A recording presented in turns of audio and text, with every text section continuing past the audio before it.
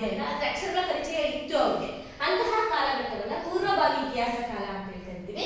ಕೊನೆಯದಾಗಿ ನಾವು ಇತಿಹಾಸ ಕಾಲವನ್ನು ನೋಡಿದಾಗ ಇವರಿಗೆ ಅಕ್ಷರಗಳ ಪರಿಚಯವಿದ್ದು ಅವುಗಳನ್ನ ಓದಲು ಸಾಧ್ಯವಿರುವ ಕಾಲ. ಅಕ್ಷರಗಳ ಪರಿಚಯ ಇದೆ, ಅದು ಹೇಗೆ ಬರಿಬೇಕು ಅನ್ನೋದು ಕೂಡ ಅವ್ರಿಗೆ ಗೊತ್ತಿದೆ, ಅದರ ಪರಿಚಯ ಇದೆ, ಈಗಲೂ ಕೂಡ ಲಭ್ಯ ಇದೆ, ನಾವಿವತ್ತು ಕೂಡ ತಗೊಂಡ್ರೆ ಅದನ್ನ ಓದ್ಬೋದು. ಅಂತಹ ಕಾಲಘಟ್ಟವನ್ನ ಇತಿಹಾಸ ಕಾಲ ಅಂತ ಹೇಳ್ಬಿಟ್ಟು ಕರೀತಾ ಹೋಗ್ತೀವಿ. ಅಷ್ಟೇ ಅಲ್ಲ, ಪ್ರಾಗಿತಿಹಾಸ ಕಾಲದಲ್ಲಿ 3 ಹಂತಗಳಿವೆ ಅಂತಂದ್ರೆ ಈಗ ನಿಮಗೆ ಗೊತ್ತಾಯ್ತು, ಸಾಮಾನ್ಯವಾಗಿ ಇತಿಹಾಸವನ್ನ 3 ಪ್ರಧಾನ ಕಾಲಗಳಾಗಿ ವರ್ಗೀಕರಿಸ್ತೀವಿ: ಪ್ರಾಗಿತಿಹಾಸ ಕಾಲ, ಪೂರ್ವಭಾವಿ ಇತಿಹಾಸ ಕಾಲ, ಇತಿಹಾಸ ಕಾಲ. ಈಗ ಮೊದಲನೇದಾಗಿ ನಾವು ಪ್ರಾಗಿತಿಹಾಸ ಕಾಲದ ಬಗ್ಗೆ ನೋಡ್ತೀವಿ, ಆಮೇಲೆ ಪೂರ್ವಭಾವಿ ಇತಿಹಾಸ ಕಾಲದ ಬಗ್ಗೆ ನೋಡ್ತೀವಿ, ಮತ್ತೆ ಇತಿಹಾಸ ಕಾಲದ ಬಗ್ಗೆ ನೋಡ್ತಾ ಹೋಗ್ತೀವಿ. ಈಗ ಪ್ರಾಗಿತಿಹಾಸ ಕಾಲದ ಬಗ್ಗೆ ನೋಡಿದಾಗ ಪ್ರಾಗಿತಿಹಾಸ ಕಾಲದಲ್ಲಿ 3 ಹಂತಗಳು ಬರುತ್ತೆ. ಅದ್ಯಾವ್ಯಾವ ಅಂತಂದ್ರೆ ಹಳೆಯ ಶಿಲಾಯುಗ, ಮಧ್ಯ ಶಿಲಾಯುಗ, ನವ ಶಿಲಾಯುಗ. ಈ ಆರಂಭಿಕ ಸಮಾಜವನ್ನ ನೋಡಿದಾಗ 3 ಪ್ರಧಾನ ಕಾಲಗಳಾಗಿ ವರ್ಗೀಕರಿಸುತ್ತೀವಿ.